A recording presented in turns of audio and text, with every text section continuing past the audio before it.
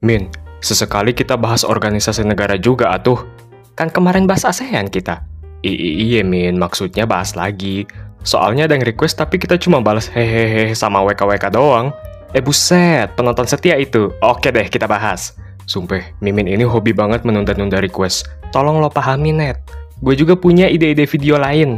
Ini juga gue udah berusaha semaksimal mungkin buat memenuhi request amigos kita. Halah, banyak banget alasannya. Bilang aja lo gak mampu. Bilang aja lo gak mampu. Bilang aja lo gak mampu. Bilang aja lo gak mampu. Gua potong komisi lo, Net. Iya, Min, sorry. Keliling dunia yuk. Hayu. Hola amigos, kita bakal bahas NATO sesuai requestan dari Imran SDR dan juga request dari Mamah Dadeh yang udah berkali-kali dia request tuh, bahkan di setiap video nagih terus gitu kan. Bahas tentang asal-usul NATO. Bahas NATO-nya kapan, Min? Mana punya aku? Punya gue mana? Nah, Mimin balas aja pakai WKWK. Tapi request dia ide yang bagus juga gitu kan. Ada lagi nih satu nanya nama asli Mimin siapa gitu kan. Ada-ada aja. Ya wes, Mimin bahas ae. Awas aja lo kalau kagak nonton sampai habis. NATO merupakan singkatan dari North Atlantic Treaty Organization, atau kalau dalam bahasa Prancis ya, disebut Organisation du Traité de l'Atlantique Nord. Sehingga kalau dalam bahasa Prancis disingkat jadi OTAN. NATO didirikan pada tanggal 4 April 1949 melalui North Atlantic Treaty atau Perjanjian Atlantik Utara yang ditandatangani di Washington DC, Amerika Serikat. NATO merupakan sebuah sistem kolektif di mana negara-negara anggotanya sepakat untuk saling membela jika ada serangan dari pihak lawan. Artinya, jika salah satu negara anggota diserang, maka akan dianggap sebagai serangan terhadap seluruh negara anggota.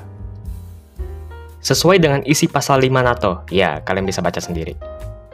Moto NATO adalah Animus Inconsulendo Liber, yang berarti pikiran yang tidak terkekang dalam pertimbangan. NATO didirikan oleh 12 negara, atau bisa kita sebut sebagai founding members. Negara-negara tersebut antara lain adalah Belgia, Kanada, Denmark, Prancis, Islandia, Italia, Luxembourg, Belanda, Norwegia, Portugal, Inggris, dan tentu saja Amerika Serikat.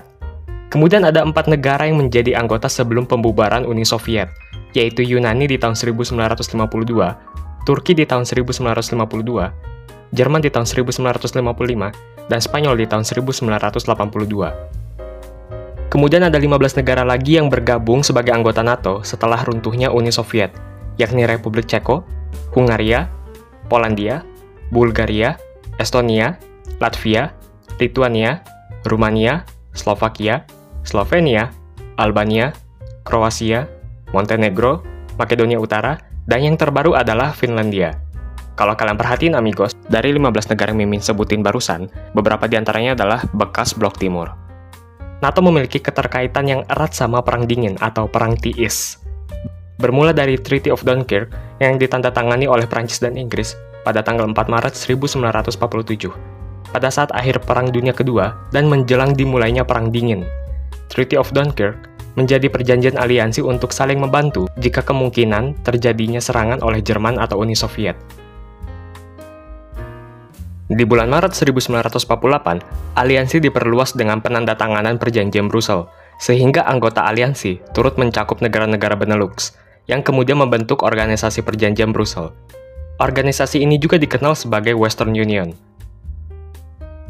Nah, kita perlu mengetahui bahwa pasca Perang Dunia Kedua, perekonomian negara-negara di Eropa Barat menjadi lemah. Hal ini tentu saja berpengaruh juga terhadap kegiatan politik pada saat itu. Ditambah munculnya berbagai macam konflik yang terjadi pada rentang waktu 1947 sampai 1948, seperti misalnya Perang Saudara di Yunani, kudeta di Cekoslovakia yang didukung oleh Uni Soviet, dan juga paham komunis yang mulai berkembang di Italia, sebab partai komunis di Italia memiliki keuntungan yang signifikan. Hal ini membuat Presiden Amerika Serikat, Harry S. Truman, menegaskan bahwa Amerika Serikat akan membantu sektor ekonomi dan militer, sehingga terciptalah European Recovery Program, atau dikenal juga sebagai Marshall Plan. Marshall Mathers, Min. Lokatan atau Fred apa? Hal ini juga memunculkan yang namanya Doktrin Truman, yaitu kebijakan luar negeri Amerika yang menjanjikan dukungan Amerika untuk demokrasi dalam hal melawan ancaman otoriter. Sehingga dilakukan sebuah pembicaraan soal perluasan aliansi militer yang juga mengikut sertakan Amerika Utara. Pembicaraan ini kemudian menghasilkan penandatanganan North Atlantic Treaty, atau kalau dalam bahasa Indonesia disebut Perjanjian Atlantik Utara. Perjanjian ini terbentuk pada tanggal 9 April 1949, yang ditandatangani oleh negara-negara anggota Western Union, ditambah Amerika Serikat, Kanada, Portugal, Italia, Norwegia, Denmark, dan Islandia. Penulis dan perancang utama dari perjanjian tersebut adalah seorang diplomat Kanada yang bernama Lester Bowles Person. Terus dari mana keterkaitan NATO sama Perang Dingin? Kalian yang punya pendapat, boleh kasih paham di kolom komentar. Udah? Oke, Mimin bakal jelasin sesuai sumber yang Mimin dapatkan. Tentunya kita semua udah tahu kalau Amerika Serikat dulu bersaing dengan Uni Soviet. Keduanya merupakan negara adik kuasa dengan ideologi yang sama sekali bertolak belakang. Amerika Serikat sebagai negara liberalis dan Uni Soviet sebagai negara komunis. Ketegangan antara kedua negara ini kemudian menimbulkan yang namanya Perang Dingin yang berlangsung dari tanggal 12 Maret 1947 sampai 26 Desember 1991. 44 tahun lamanya, amigos. Kirain kayak lagu Tulus, Min. Kenapa pula, Net? 1000 tahun lamanya. Oi, copyright. Nah, sebagai balasan untuk pembentukan NATO, Uni Soviet juga membentuk yang namanya Pakta Warsawa, di mana para anggota Pakta Warsawa merupakan negara-negara komunis yang berada di Eropa Tengah dan Timur. Sesuai namanya, Pakta Warsawa ditandatangani di kota Warsawa, di Polandia, pada tanggal 14 Mei 1955, sekitar 6 tahun setelah pembentukan NATO. Salah satu pemicu utama pembentukan Pakta Warsawa ialah bergabungnya Jerman Barat ke dalam NATO. Jadi ya bisa kita tebak, kalau Jerman Timur ikut bergabung ke dalam Pakta Warsawa. Selain Uni Soviet dan Jerman Timur, ada juga Polandia, Rumania, Hungaria, Cekoslowakia, Bulgaria, dan Albania yang menjadi anggota Pakta Warsawa. Persaingan antara NATO dengan Pakta Warsawa kian mempertegas rivalitas blok Barat yang dipimpin oleh Amerika Serikat dengan blok Timur yang dipimpin oleh Uni Soviet. Jadi ya, NATO dengan Pakta Warsawa ini jelas memiliki hubungan yang erat dengan Perang Dingin, sebab aktor utamanya adalah Amerika Serikat dan Uni Soviet. Gimana menurut kalian, amigos?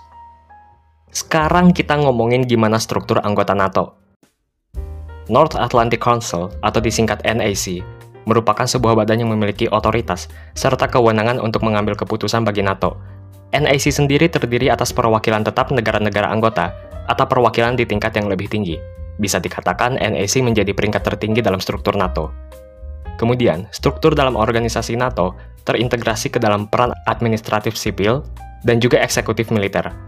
Struktur administratif sipil dalam NATO terdiri atas NATO Headquarters, Permanent Representative and National Delegations, dan International Staff. Sedangkan struktur eksekutif militer terdiri atas The Military Committee, International Military Staff, Allied Command Operations, dan Allied Command Transformation, dan juga NATO Command and Staff Organizations. Jadi kita bahas dulu struktur administratif sipil. Pertama, ada markas NATO atau NATO Headquarters yang berlokasi di Boulevard Leopold di kota Brussel, Belgia. Ini dia beberapa fakta terkait markas NATO. Markas NATO merupakan pusat politik dan administrasi bagi aliansi. Aliansi yang dimaksud di sini adalah NATO ya, amigos. Markas menjadi permanent home bagi NAC. Markas NATO menjadi tempat bagi delegasi nasional negara-negara anggota dan kantor penghubung atau misi diplomatik negara-negara mitra. Pekerjaan delegasi dan misi ini didukung oleh staf internasional NATO dan staf militer internasional yang juga bermarkas di markas besar. Kantor pusat menyelenggarakan sekitar 6.000 pertemuan dalam setahun. Awalnya markas NATO berpusat di London. Kantor pusat dipindahkan ke Paris pada tahun 1952, sebelum dipindahkan ke Brussel, Belgia pada tahun 1967. Kemudian ada Permanent Representatives and National Delegations, atau yang berarti delegasi dari negara-negara anggota ya, amigos. Delegasi mewakili negaranya dalam NATO, serta memiliki status yang mirip dengan kedutaan. Badan delegasi ini dipimpin oleh seorang ambasador atau duta besar, yang bertindak sesuai instruksi dari ibu kotanya dan melaporkan kembali ke otoritas nasional. Dengan semua delegasi berada di gedung yang sama, mereka dapat menjaga kontak formal dan informal satu sama lain, serta dengan staf internasional NATO dan staf militer internasional. Jumlah para delegasi dapat bervariasi, dan pada dasarnya beranggotakan pegawai negeri sipil dari Kementerian Luar Negeri dan Pertahanan.